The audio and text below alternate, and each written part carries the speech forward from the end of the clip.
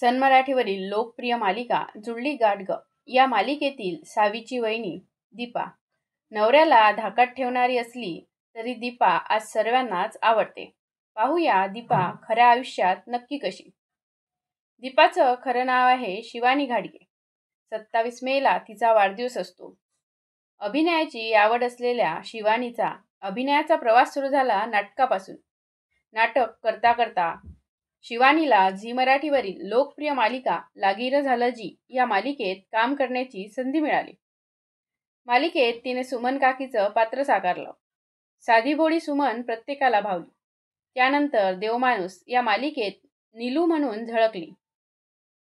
सुमन काकी जितकी साधी तितकीच बोल्ड देवमाणूसमधली नीलम या दोन्ही प्रचंड विरोधी भूमिका शिवानीने उत्तमरित्या पार पाडल्या.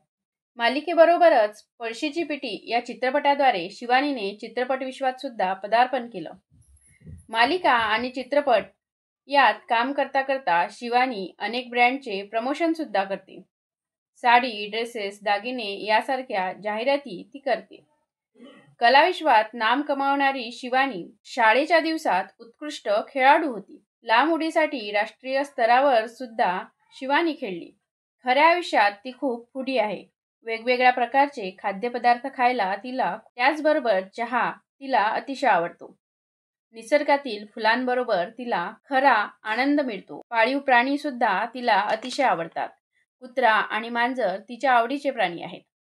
शिवानी सध्या जुळली गाठ ग या मालिकेत दीपा म्हणून काम करत आहे. दीपाचं पात्र म्हणजे गरीब असून श्रीमंतीचा दिखावा करणारी, पण खऱ्या आयुष्यात ती दिलखुलास आहे.